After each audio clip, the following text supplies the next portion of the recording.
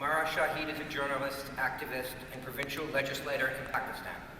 She has dedicated much of her life to protecting human rights, particularly for women. Once Ms. Shahid has a goal in mind, I am told it may be hard to dissuade her from achieving it. For instance, she battled 4 years of sustained government opposition to pass an important piece of legislation that would prohibit interest-based private money lending, a practice that exploited the downtrodden. In 2007, the Punjab Private Money Lending Act was finally passed, the first successful legislation put forth by an individual parliament member. She, with many other women, has succeeded in passing laws that prohibit honor killing and prohibit women being forced into marriages to atone for crimes committed by male family members. She puts no limits on her vision for reform. She has campaigned and advocated for many issues, including the economic empowerment of women, food security, police reform, Islamic microinvestment, and the end of acid attack crimes and other violence against women. And she works on a global scale. Ms. Shahid is the lead advocate of the International Violence Against Women Act, proposed legislation that has been brought to the United States Congress by a coalition of 150 women organizations worldwide. Born and raised in Kuwait, Shahid earned a master's in philosophy degree in English at the University of Punjab in 1999. Following her graduation, she joined the Khabrain group of newspapers and established a helpline there to report on the grievances of the underprivileged society and to seek remedies for them. In addition, she's been an editor of the Pakistani newspaper, The Post.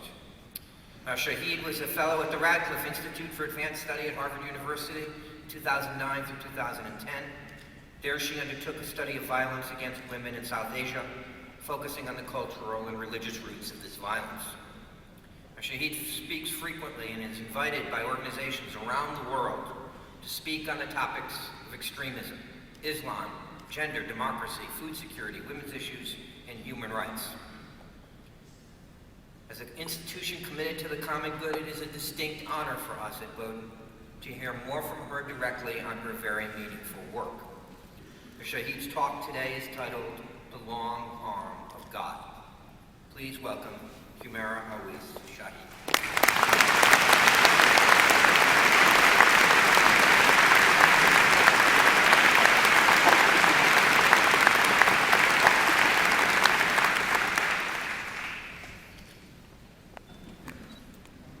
Honorable President, Board of Trustees, faculty members, and respected audience.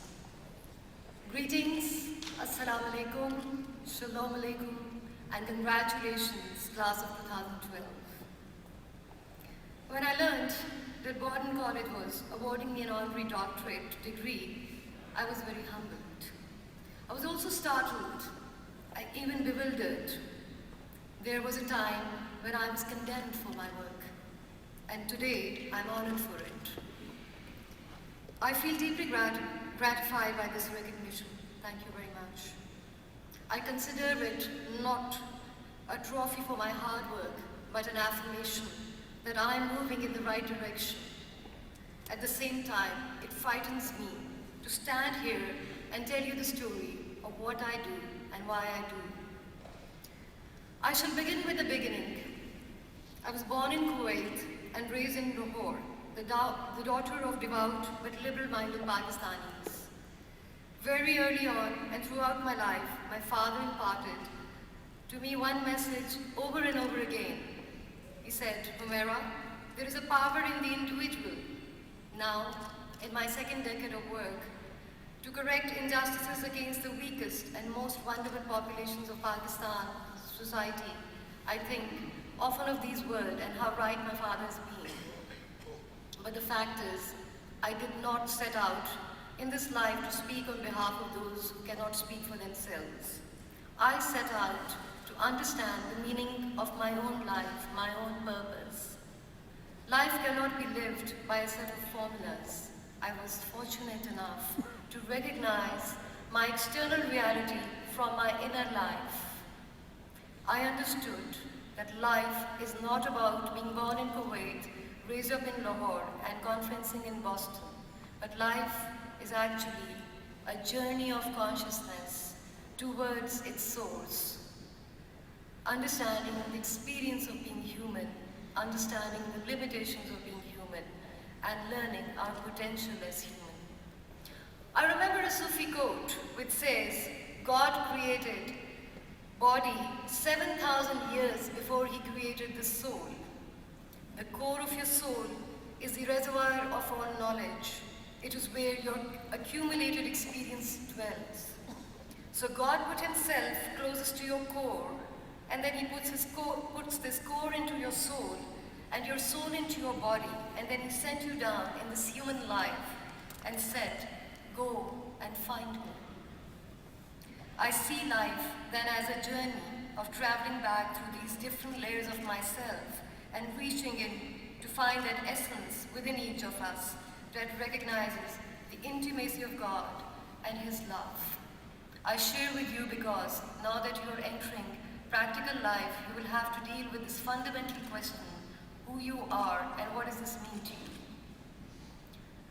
The next struggling question for me was to understand this maddening race of success around me. We cannot live by formulas or prescribed notions. And I've come to visualize success as that stampede scene in The Lion King, a movie that my oldest child, my darling son M.Phil, watched so many times that parts of it are etched permanently in my brain. You will not be able to escape from this mass panic. None of us are. I realized once you're in the race of success, you are in a perpetual fear of losing and being trampled. It's like a mass panic of racing after material things and following a definition of sex, what has been defined for you. I decided to step out of the herd and follow my heart. Instead of chasing success, I wanted to seek significance. Success ends the day you die. Significance will always outlast you. So when I'm talking to the students here, so when you enter your practical life and get caught up in this stampede and start getting really tired of this mass mania, I just want you to remember that you have the choice of stepping out of the herd. You can determine your own direction and follow your own dream. When I did this, I was able to work in peace, conviction, and devotion without the mania of success. Today I miss my kids who are not here with me. Had my son been here, he would have held his head like this and said, Mom, sometimes you do make sense, but you have to say something easy. Or my 11-year-old daughter would have, said, Mom, your eye makeup is always a disaster. And my little one, who's only 7 years old, loves to imitate my scattered multitasking when I'm on the phone, laptop, and helping her with the homework all the same time. I'm also guided by my children.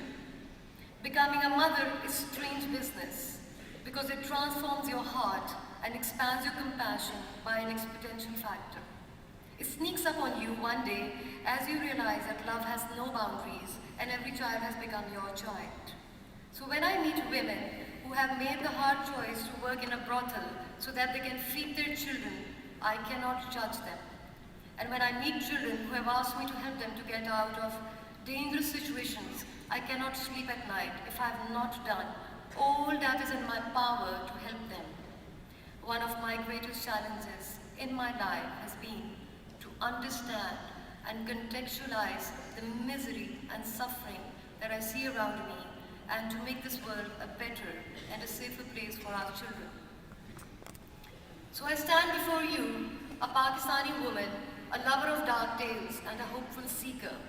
I'm also a mother, daughter, a sister, and a widow. Professionally, I'm known as a journalist, a legislator, a human rights activist, none of which I have ever set out to be, but each of which gives meaning to my life. And to all of these roles that I inhabit, as devout Muslim, in my multiplicity, I draw upon parts of myself that have been formed by my upbringing, my passions, my faith, as well as my crisis of it. I've been shaped by triumph and also by tragedy and loss. I could not have known the first time that I met a victim of an acid attack in a hospital in Pakistan's Punjab province. That encounter with a dying woman would shape my work and inform my life's mission. It's as if I said, in life, terrible things can happen, but we are only complicit if we do nothing to stop them. My work involved dealing with victims of violence, women who were burnt, battered, and raped, abused children, situations of extreme economic exploitation and poverty, telling the stories of women and children who did not know that their stories mattered. In fact, many people probably would have agreed with them. Indifference to the suffering of others seemed to be a global phenomenon. I see it in Pakistan all the time, and when I lived in this country, USA, while a fellow at Radcliffe, I was taken aback by the extent to which it exists here as well. So the students, as you will glide through life, you will come across things that will shock you, puzzle you, and change you. Like I struggled to understand a lot of these questions. I have not understood what could be the extent of greed and lust that breeds cruelty and exploitation between the powerful and powerless. Why do we work like machines to get enough money to buy things we don't need? Why this wealth we earn is never ours. We are never able to own anything. We have a life under lease, house on lease, car on lease, electronics on lease. Why only some people, very few people, control the lives and resources of the rest of the world? Why money and consumerism is the only way to define success? Why do we have to bomb people and do wars in order to bring peace? Why is this assault on the weak, fragile, and downtrodden? Why the discourse of justice becomes so narrow, marginalized, and prejudiced? Why do we have supermarkets that sell the facade of democracy, human rights, and equality? When you come across these questions in your life, don't shut them out, but do stop from your fast-paced life and think about them. I'm still trying to understand human nature. Human nature can be cruel and brutal. I can reconcile with that. But structural violence, economic exploitation, and sustained injustice are something I've never been able to come to terms with. They have a long history and a thought-out strategy which didn't come in power without dubious legalism, constitutional and political manipulation. Human rights violations are sown and bred in the blood of deep structural and social and economic exploitations which bring the horrors of grief, suffering, and poverty to this world. It's actually very ironic that today a person like me is receiving a highest academic award, an honorary doctorate. In reality, most of my life has been about unlearning what I learned in this world. My struggle has been to dismantle the layers and reach the core, resisting what is taught and reaching to what is never told. My work is about resistance to these systems and trying to find the alternatives. My work as a member of the Parliament has been directly informed by my work as a journalist. When I realized that poor farmers who were charged with usurious interest rates were forced to sell their daughters to pay back the loans, women ending up in brothels to feed their kids and pay off their debts, farmers shackled under these predatory loans, giving their minors into forced marriages. I moved this legislation in the Punjab Provincial Assembly that would outlaw this predatory private money lending. My naivety was that I had no idea that this legislation I proposed would have put some of the most elitist power holders and usurious moneylender mafias out of business. In my work, I've been mocked and intimidated. Mocked because usury has never been debated in the parliaments. It was an extremely naive thing of me to even attempt it, and intimidated because I was trying to change the fiscal systems and protect the weakest. The struggle has been very enlightening and strenuous. I realized equal distribution of wealth was a farce, a facade, and the instruments to usurp wealth were too strong and deceptive for a common man to understand. This is a world where liberation is subjugation, where freedom is colonization, reality is constructed, and human behavior is just a parody. In the end, it's all material business, business of war, business of human rights, business of power. It is extremely difficult to reach to a spiritual reconciliation for negativity. The whole dance of violence has not been without our collaboration. Our own bigotry, ignorance, and conformism have made us powerless in front of these systems. But hope lies what is within us, our fundamental humanness. No matter how hardcore one can be, the darkness of our evenness knocks on us every night. If it can't do anything else, it takes away our sleep. My true confession today is that, like everyone else, I'm afraid of a lot of things. My biggest fear is living with a broken, amputated spirit. So I have to find ways of strengthening it, and my work is a way for me to protect myself, my children, my sanity, fight my fears, and save my spirit. And on my way, I learned gratitude, a gratitude that makes me see God in every phase and in every situation. My confidence comes from the fact that I refuse to believe that we are meaningless. I'm necessary to my Creator as He is to me. I'm His power, I'm His attribute, I'm His plan. I keep saying this to myself, and now I say this to you. Do not wait for others. Do not wait for leaders. Do not wait for a movement. Do not wait for time. Sometimes you need to be still. Just stand very still and firm. Stand on your principles. Just believe in yourself and don't move at all. And you shall see you have changed the world, you have changed the time, and you've just started a reformation. My message to the young graduates is to believe that humanity is not dead. Even with all these wars, this greed for power and money, these parasitical systems put together, it cannot kill our humanness. Our ability to redream is our ultimate power. A real dream will never let you be a conformist. A real dream would want you to be a real human being and build a real world. No matter how bad things can be, nobody can take this power from you. Find your dream, even if it means going against all odds, and follow it. Be honest, be brave.